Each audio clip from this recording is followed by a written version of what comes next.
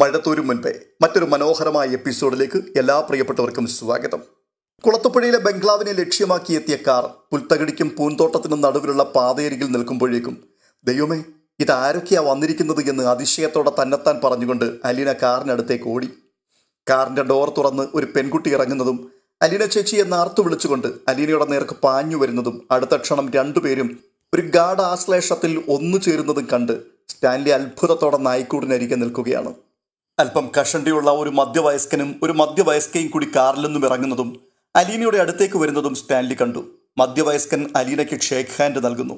സ്ത്രീ അവളുടെ തോളത്ത് കൈവച്ച് കുശലം പറയുന്നു. സ്റ്റാൻലിക്ക് അതിശയമായി. ഇവരൊക്കെ ആരാണ്? എവിടെ നിന്ന് വരുന്നു? നായ്ക്കൂടുകളിൽ കിടന്ന നായ്ക്കൾ ആ സമയത്ത് അപരിചിതരെ കണ്ടുകൊണ്ട് ഗർജിക്കുന്നുണ്ടായിരുന്നു. സ്റ്റാൻലിയുടെ സമീപം സ്വതന്ത്രരായി നിന്ന രണ്ട് നായ്ക്കളെ സ്റ്റാൻലി ആംഗ്യ വിക്ഷേപം കൊണ്ട് അടക്കി നിർത്തി. അലീന അതിഥികളെ സ്റ്റാൻലി നിൽക്കുന്നിടത്തേക്ക് കൂട്ടിക്കൊണ്ടുവന്നു.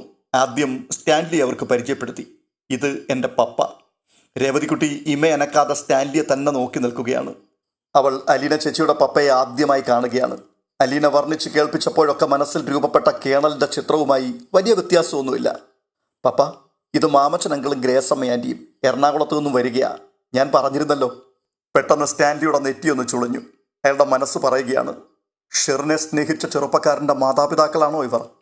ഇവരുടെ മകനാണോ ആക്സിഡൻറ്റിൽ മരിച്ചുപോയത്? ഉടനെ അലീന വീണ്ടും, പപ്പ എന്താ ഒന്നും മിണ്ടാത്തത്? Oh, I am sorry. ഇത് പറഞ്ഞുകൊണ്ട് സ്റ്റാൻലി മാമച്ചൻ്റെ നേർക്ക് കൈനീട്ടി. Glad to meet you. മാമച്ചനും കൈനീട്ടി ഹസ്തദാനം നൽകി. ഗ്രേസമ്മ ശിരസൽപ്പം നമിച്ച് ഒരു ഹലോ പറഞ്ഞു. പപ്പയ്ക്ക് മനസ്സിലായോ? ജിജോമോൻ്റെ പപ്പയും അമ്മയുമായി ഇവര്. ഞാൻ പറഞ്ഞത് ഓർക്കുന്നുണ്ടോ? റാണി ആൻറ്റിയുമായിട്ട് ഇഷ്ടത്തിലായിരുന്ന. മനസ്സിലായി. നീ ഇവരുടെ പേര് പറഞ്ഞപ്പോൾ തന്നെ എനിക്ക് ഓർമ്മ വന്നു. അപ്പോൾ വീണ്ടും അലീന, ഇവളെ പരിചയപ്പെടുത്തിയില്ലല്ലോ. ഇത് രേവതിക്കുട്ടി, എൻ്റെ അനുജത്തി. ആ പദപ്രയോഗം സ്റ്റാൻലിക്ക് ശരിക്കും മനസ്സിലായില്ല. സ്റ്റാൻലി ചോദിക്കുകയാണ്, ഇവരുടെ മകളാണോ? ഗ്രേസമ്മ പുഞ്ചിരിച്ചുകൊണ്ട് അതിന് മറുപടി പറയുകയാണ്, മകളെ പോലെ തന്നെ. അപ്പോൾ അലീന, പപ്പ, ഓർഫനേജിൽ ഞങ്ങൾ ഒരുമിച്ചായിരുന്നു. ഇപ്പം ഇവള് മാമച്ചൻ അങ്കിളിൻ്റെയും ആൻറ്റിയുടെയും കൂടെയാണ് താമസം. ഞാൻ പപ്പയുടെ അടുത്ത് നിൽക്കുന്നത് പോലെ തന്നെ. ഓ, അത് ശരി. ഇവരുടെ ബന്ധുവാണോ ഈ കുട്ടി? അപ്പോൾ മാമച്ചൻ, രക്തബന്ധമാണ് ഉദ്ദേശിക്കുന്നതെങ്കിൽ അങ്ങനെയൊന്നുമില്ല. പപ്പ, ഞാനാണ് ഇവളെ അങ്കിളിൻ്റെ വീട്ടിൽ കൊണ്ടുവന്ന് എത്തിച്ചു കൊടുത്തത്, വീട്ടുജോലിക്കാരിയായിട്ട്. സ്റ്റാൻലി വീണ്ടും രേവതിക്കുട്ടിയെ സൂക്ഷിച്ചു നോക്കി. വീട്ടുജോലിക്കാരിയല്ല മുൻപിൽ നിൽക്കുന്നത്. വില പിടിച്ച ചുരിദാർ, കാതിലും കഴുത്തിലും കയ്യിലും ആഭരണങ്ങൾ. ഒരു കുബേരകുമാരിയാണെന്നേ കണ്ടാൽ പറയുകയുള്ളൂ. സ്റ്റാൻലി വീണ്ടും അലീനയോട് ചോദിക്കുകയാണ്, അല്ല, ഇവർ ഇന്ന് വരുമെന്ന് നിനക്കറിയാമായിരുന്നോ?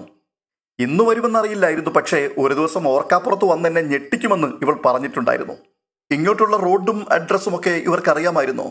അലീന അപ്പോൾ ഒരു ചെറിയ പുഞ്ചിരിയോടുകൂടി പറയുകയാണ്, അതെല്ലാം എന്നേ ഞാൻ ഇവൾക്ക് അയച്ചു കൊടുത്തിട്ടുണ്ട്.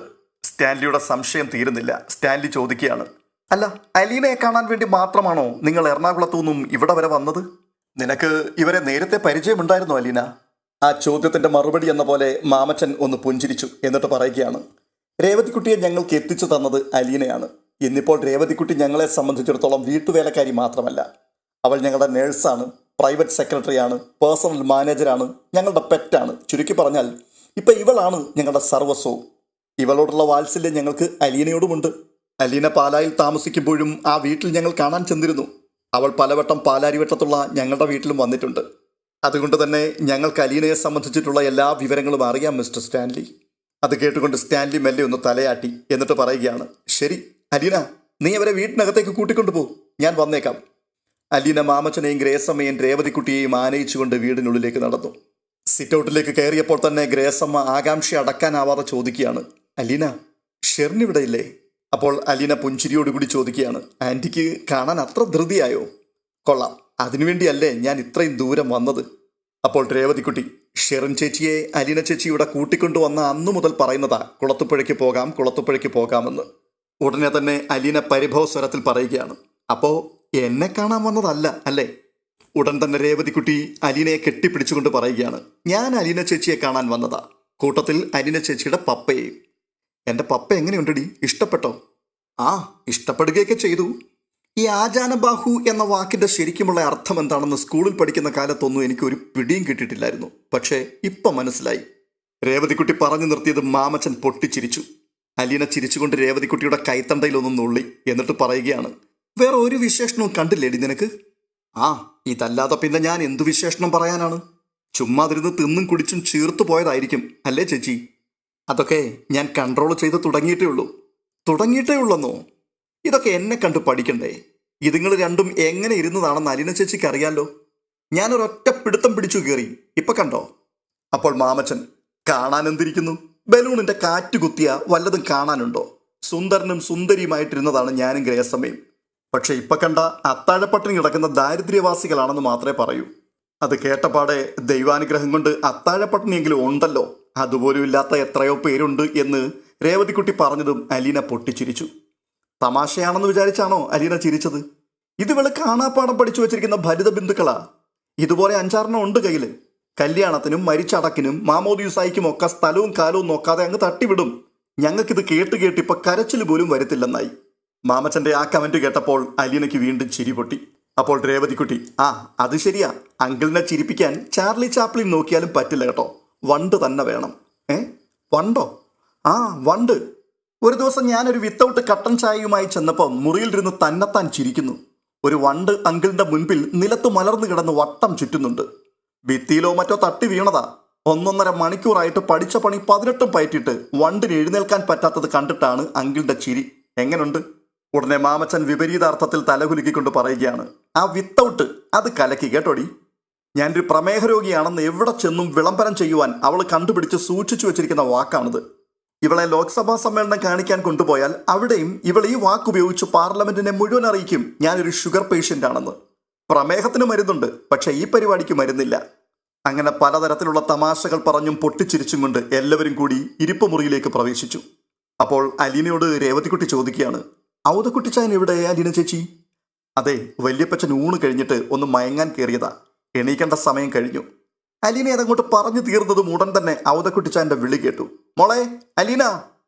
പെട്ടെന്ന് അലീന പറയുകയാണ്, എഴുന്നേറ്റാൽ ഉടനെ ചായ വേണം, നല്ല കടുപ്പത്തിൽ. അതിനാ ഈ വിളി. അതും എൻ്റെ കൈകൊണ്ട് തന്നെ ഇട്ട് കൊടുത്തില്ലെങ്കിൽ തൃപ്തിയാകത്തുമില്ല. വാ നിങ്ങൾ. അലീന മൂവരെയും കൂട്ടിക്കൊണ്ട് ഔതക്കുട്ടിച്ചായന്റെ മുറിയിലേക്ക് എത്തി. അദ്ദേഹം ഉറക്കത്തിൽ നിന്നും ഉണർന്ന് മുഖം കഴുകി ടവൽ മുഖത്ത് ചേർത്ത് നനവ് തുടയ്ക്കുകയായിരുന്നു. പിൻപിൽ നിന്നുകൊണ്ട് അലീന മെല്ലെ വിളിച്ചു, വല്യപ്പച്ച. അലീനയുടെ വിളി കേട്ടുകൊണ്ട് ഔതക്കുട്ടിച്ചായൻ നിലക്കണ്ണാടിയിൽ തെളിഞ്ഞ മുഖത്തെ ചുളിവുകളിൽ നിന്നും കണ്ണെടുത്ത് തിരിഞ്ഞു. അപ്പോൾ അലീന സുന്ദരിയായ ഒരു പെൺകുട്ടിയുടെ കഴുത്തിൽ കൈയിട്ട് തൻ്റെ അടുത്തേക്ക് വരുന്നു. അത് കണ്ട് അയാൾ വിസ്മയാധീനനായി. അവർക്ക് പിന്നിൽ മധ്യവയസ്കരായ ഒരു പുരുഷനും സ്ത്രീയും. 3 പേരെയും എവിടെയോ വെച്ച് കണ്ട പരിചയം. ആദ്യം ഔതക്കുട്ടിച്ചായന് വന്നവരാരാണെന്ന് മനസ്സിലായതേയില്ല. ഓർമ്മയുടെ ചിലന്തി വലകൾക്കപ്പുറത്ത് കിടക്കുന്ന മുഖങ്ങളെ കൂടി അയാൾ നൊടിയിടയിൽ അരിച്ചു പെറുക്കി. പെട്ടെന്ന് രാത്രിയിൽ ഉദിച്ച സൂര്യനെ പോലെ ഒരു തിരിച്ചറിവിന്റെ കൊടും വെളിച്ചമേറ്റ് അയാളുടെ കണ്ണുകൾ പുളച്ചു. നാനാതരത്തിലുള്ള ആശങ്കകളും ആശയക്കുഴപ്പങ്ങളും ആ വൃദ്ധന്റെ മനസ്സിൽ നൊടിയിട കൊണ്ട് രൂപം കൊണ്ടു. അയാളുടെ മനസ്സ് പറയുകയാണ്, എറണാകുളത്തെ വീട്ടുകാരല്ലേ ഇത്? റാണിമോൾ സ്നേഹിച്ചിരുന്ന ചെറുപ്പക്കാരൻ്റെ മാതാപിതാക്കൾ. ഇതേ പെൺകുട്ടിയുമൊത്തല്ലേ ഇവർ ഒരു ദിവസം കൊട്ടാരമറ്റം തറവാട്ടിൽ വന്നത്? അലീനെ അവളുടെ തോളിൽ കൈയിട്ട് നിൽക്കുന്നത് എന്തിനാണ്? അവർ തമ്മിൽ മുൻ പരിചയമുണ്ടോ? ചിന്തകളിൽ നിന്നും അയാളെ തട്ടി ഉണർത്തിയത് അലീനയുടെ ചോദ്യമാണ്. വല്യപ്പച്ച, ഇതാരൊക്കെയാണെന്ന് മനസ്സിലായോ? ഔതക്കുട്ടിച്ചായൻ ഉറക്കച്ചടവ് മാറാത്തതുപോലെ കണ്ണുകൾ തിരുമി വീണ്ടും നോക്കി. എന്നിട്ട് പറയുകയാ, ഒരു പിടിയും കിട്ടുന്നില്ലല്ലോ മോളെ. വല്യപ്പച്ചനൊന്ന് ഓർത്തു നോക്കിക്കേ. ഔതക്കുട്ടിച്ചായൻ അല്പനേരം ചിന്താധീനനായി നിന്നിട്ട് പറയുകയാണ്, എങ്ങാണ്ടോ കണ്ടു മറന്നതുപോലെ തോന്നുന്നു. മാമച്ചൻ അല്പം കൂടി മുൻപിലേക്ക് നീങ്ങി നിന്നു. എന്നിട്ട് പറയുകയാണ്, ഞാൻ മാമച്ചൻ. എറണാകുളത്ത് പാലാരിവട്ടത്താണ് വീട്. നിങ്ങളുടെ ഇളയ മകളെ എൻ്റെ മകന് വേണ്ടി കല്യാണം ആലോചിച്ചിട്ടുണ്ട് 6-7 വർഷം മുമ്പ്. അത് കേട്ടുകൊണ്ട് ഔതക്കുട്ടിച്ചായൻ ഒന്ന് ചിരിച്ചു. എൻ്റെ മോൾക്ക് അങ്ങനെ എത്രയോ കല്യാണാലോചനകൾ വന്നതാ. പെണ്ണ് കാണൽ തന്നെ 8-10 തവണ നടന്നിട്ടുണ്ട്. അവസാനം മൂവാറ്റുപുഴക്കാരൻ ടോണി എന്ന് പേരുള്ള ഒരുത്തനാ അവളെ കെട്ടിയത്. അത്രയും പറഞ്ഞപ്പോഴേക്കും അലീനയ്ക്ക് കാര്യം മനസ്സിലായി.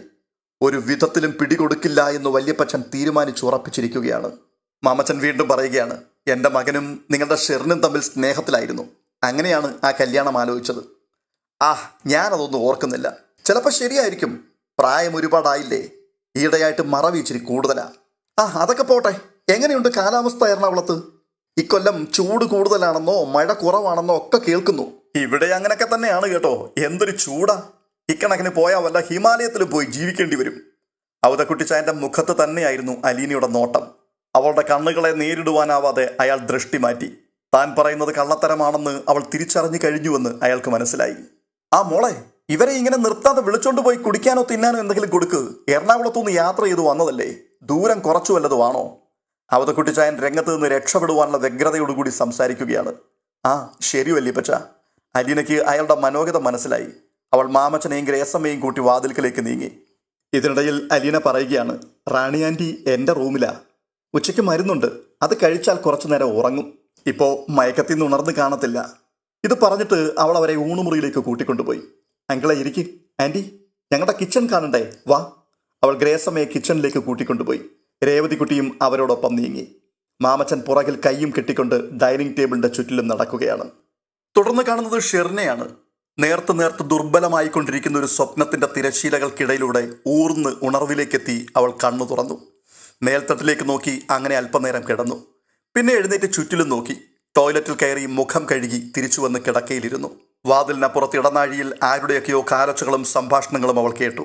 വാതിൽ മെല്ലെ തുറക്കപ്പെട്ടു. ആദ്യം അലീന മുറിക്കുള്ളിലേക്ക് കടന്നു. ആഹാ, റാണി ആൻറ്റി എഴുന്നേറ്റായിരുന്നോ? എന്തായിരുന്നു വിളിക്കാഞ്ഞത്? തുടർന്ന് അലീന പിറകിലേക്ക് തിരിഞ്ഞ് ഇടനാഴിയിൽ നിന്നവരോട് അകത്തേക്ക് വരുവാൻ പറഞ്ഞു. രേവതിക്കുട്ടി അകത്ത് കടന്നു. പിന്നാലെ ഗ്രേസമ്മയും മാമച്ചനും. അവരെ കണ്ടപ്പോഴേക്കും ഷെറിന്റെ ഇടനെഞ്ചിൽ ഒരു കൊള്ളിയാൻ മിന്നി. ജിജോമോന്റെ പപ്പയും മമ്മിയും. അവളുടെ മനസ്സിൽ ഭൂതകാലത്തിന്റെ ഒരു ചെറിയ ഘട്ടം അനേകായിരം സ്ഫടിക കഷ്ണങ്ങളായി പൊട്ടിച്ചിതറി. എറണാകുളം പാലാരിവട്ടത്ത് തമ്മനം റെയിൽവേ ഗേറ്റിനപ്പുറം മുല്ലക്കാനം വില്ല എന്ന് ഗേറ്റിൽ എഴുതി വെച്ച വീട്. വീടിന് മുൻപിൽ ബൈക്കിൽ ചാരി മാറത്ത് കൈകെട്ടി സുസ്മേരുവദനായി കാത്തു നിൽക്കുന്നൊരു യുവാവ്. ഡോർബെല്ലിൽ തുടരെ പ്രസ് ചെയ്തിട്ട് ചുമരിനോട് പറ്റിച്ചേർന്ന് നിൽക്കുന്ന താൻ. മമ്മി വന്ന് നിർബന്ധിച്ച് അകത്തേക്ക് കൂട്ടിക്കൊണ്ടുപോകുമ്പോൾ പിന്നിൽ ജിജോമോന്റെ പൊട്ടിച്ചിരി. പിന്നെയും മമ്മിയുടെ നിർബന്ധത്താൽ ചായയോ കാപ്പിയോ കൊണ്ടുപോയി ജിജോമോന്റെ പപ്പയ്ക്ക് കൊടുക്കുമ്പോൾ പപ്പയുടെ ഗൗരവത്തിലുള്ള തമാശ. ഇവിടെ മരുമോളായിട്ട് അപ്പോയിൻമെന്റ് കിട്ടുവാൻ 2 വർഷത്തെ എക്സ്പീരിയൻസിന്റെ ആവശ്യമൊന്നുമില്ല. തുടർന്ന് ഊണുമേശയിൽ മമ്മി ഒരുക്കി വെക്കാറുള്ള വിശിഷ്ടമായ ആഹാരപാനീയങ്ങളുടെ ഓർമ്മകൾ. ജിജോമോന്റെ കുസൃതി തരങ്ങളും ഊണുമേശയിലെ വഴക്കും തമാശയും ചിരിനുറുങ്ങും. അവധിക്ക് പുനലൂർക്ക് പോകുമ്പോൾ അണച്ചുപിടിച്ച് മമ്മി നെറ്റിയിൽ ചാർത്തി തരാറുള്ള സ്നേഹചുംബനം. അനേകം ചിത്രങ്ങൾ ആലേഖനം ചെയ്ത സ്ഫടിക ചീളുകൾ അവളുടെ ഓർമ്മയിലേക്ക് കുത്തിത്തുളച്ചു കയറി. അവിടെ നിന്ന് രക്തവും വേദനയും വാർന്നു. 2 വലിയ നീർത്തുള്ളികൾ മിഴികളിൽ രൂപപ്പെട്ട് കൺമുമ്പിലെ കാഴ്ച മങ്ങി. ഗ്രേസമ്മ ബെഡിനടുത്തേക്ക് ചെന്നപ്പോഴേക്കും ഷെറിന്റെ കവിളുകളിൽ 2 ചാലുകൾ രൂപപ്പെട്ട് കഴിഞ്ഞിരുന്നു. അവൾ പതിയെ എഴുന്നേറ്റു. ഗ്രേസമ്മ കയ്യിലിരുന്ന ഹാൻഡ് ബാഗ് കിടക്കയിൽ വെച്ചു. എന്നിട്ട് ഷെറിന്റെ തോളത്ത് പിടിച്ച് അവളുടെ മുഖത്തേക്ക് ഉറ്റുനോക്കി. തന്റെ മകനെ സ്നേഹിക്കുകയും അവന്റെ കുഞ്ഞിനെ ഗർഭം ധരിക്കുകയും പ്രസവിക്കുകയും ചെയ്ത പെണ്ണാണിത്. ഗ്രേസമ്മ മെല്ലെ വിളിച്ചു, ഷെറിൻ. ഷെറിനൊന്ന് തേങ്ങി. മോളെ. ഗ്രേസമ്മ അവളെ അണച്ചു പിടിച്ച് തലോടി. അവളുടെ കണ്ണുനീർ വീണ് ഗ്രേസമ്മയുടെ ചുമൽ നനഞ്ഞു. ഒരു പക്ഷി പിടയുന്നത് പോലെ അവളുടെ ഹൃദയമിടിപ്പ് അവർക്ക് തിരിച്ചറിയുവാൻ കഴിയുമായിരുന്നു. ഒരമ്മയുടെ അരികത്തണഞ്ഞ കുഞ്ഞിനെ പോലെ ഷെറിൻ അവരുടെ ആശ്ലേഷണത്തിൽ ഒതുങ്ങി നിന്നു. അലീന നിറമിഴികളുടെ മാമച്ചനെ നോക്കി. മാമച്ചൻ കണ്ണിമയ്ക്കാതെ ആ പുനഃസമാഗമനം നോക്കി വികാരാധീനനായി നിൽക്കുകയാണ്. പെട്ടെന്ന് വാതിക്കൽ ഒരു കാലൊച്ച കേട്ട് അലീന മുഖം പിന്നിലേക്ക് തിരിച്ചു. വാതിലിനപ്പുറം പപ്പ അത്ഭുത സ്തബ്ധനായി നിൽക്കുന്നത് അവൾ കണ്ടു. പപ്പയുടെ പിന്നിൽ ഔതക്കുട്ടി ചായനും. തുടർന്ന് കാണുന്നത് അലീനയും രേവതിക്കുട്ടിയുമാണ്. രേവതിക്കുട്ടി ആ വീടും പരിസരവുമെല്ലാം ചുരുങ്ങിയ നിമിഷം കൊണ്ട് നന്നായി വീക്ഷിച്ചു കഴിഞ്ഞു. വലിയ വീട്. പഴയ മുസാവരി ബംഗ്ലാവുകളുടെ മാതൃകയിൽ പണിതതാണെങ്കിലും ആധുനിക സജ്ജീകരണങ്ങളെല്ലാം ഉണ്ട്. വലിപ്പമുള്ള മുറികൾ, ഭംഗിയും ആഢ്യത്വവും ഗാംഭീര്യവുമുള്ള വീട്ടുപകരണങ്ങൾ. സ്ഥാനം തെറ്റാതെ അതെല്ലാം ചിട്ടയായി സ്ഥാപിച്ചിരിക്കുന്നു. മനോഹരമായ ലോൺ, പൂന്തോട്ടം, നായ്ക്കൂടുകൾ, പ്രാക്കൂട്, താമരപ്പൊയ്ക, വിശാലമായ വീട്ടുവളപ്പ്.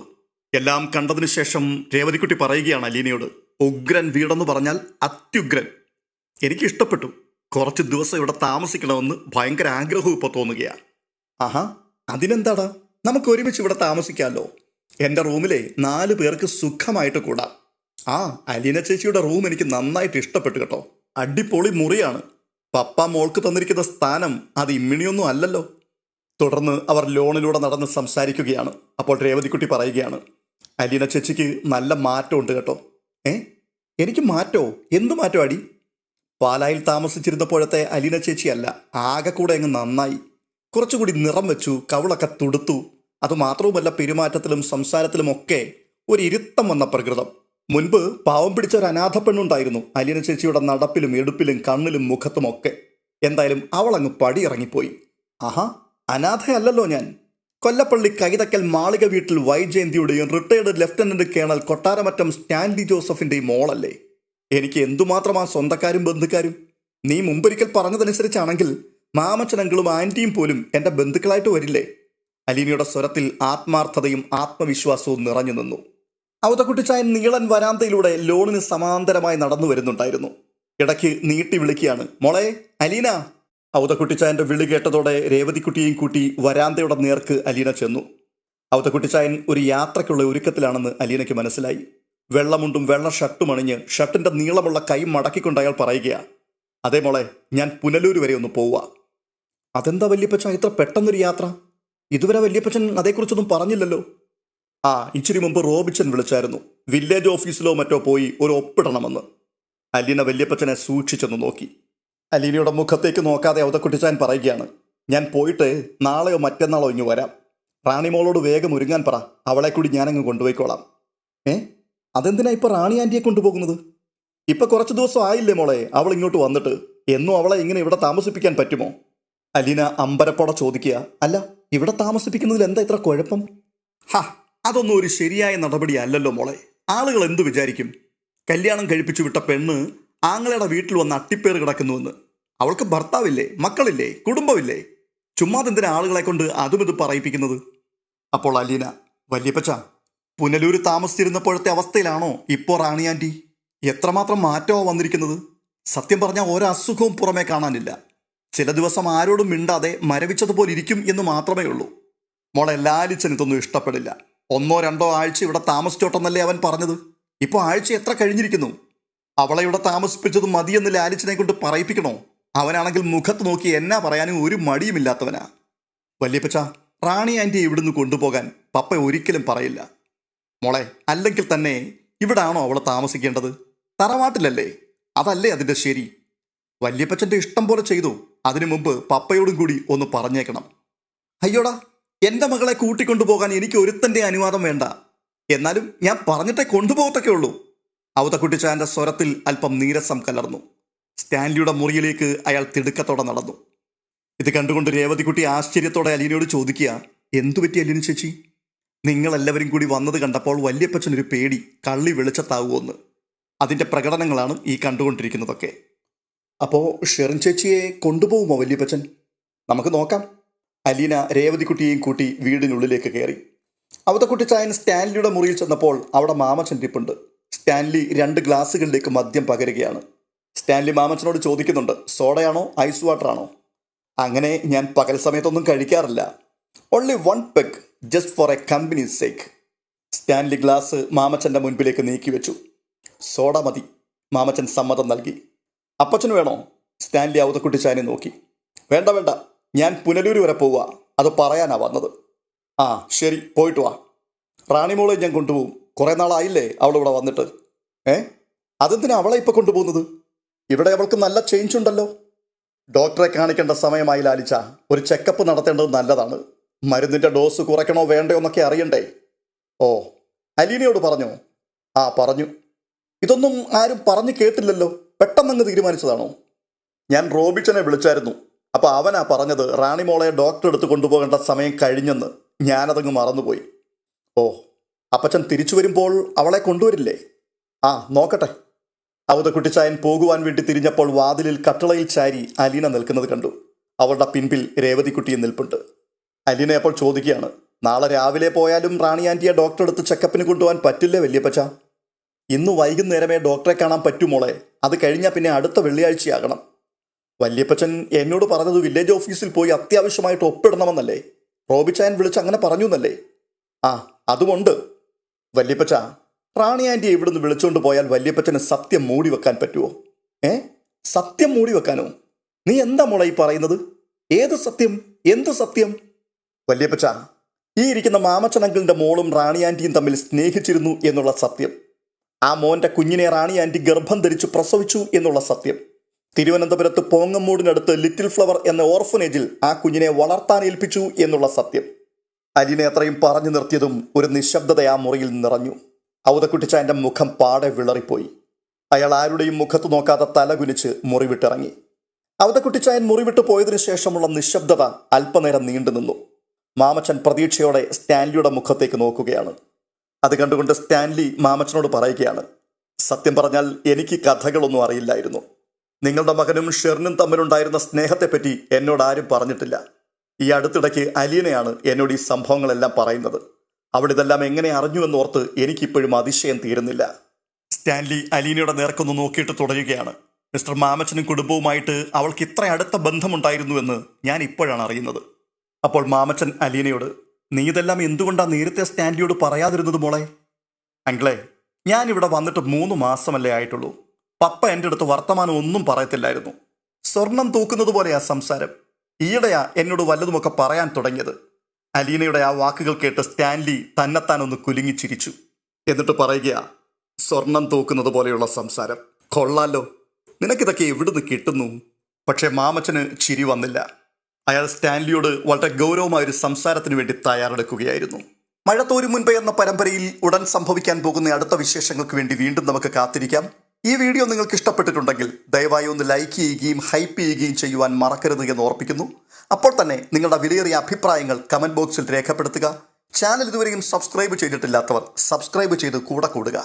മറ്റൊരു വീഡിയോയുമായി ഇന്ന് തന്നെ വീണ്ടും കാണാം. അതുവരേക്കും ബൈ.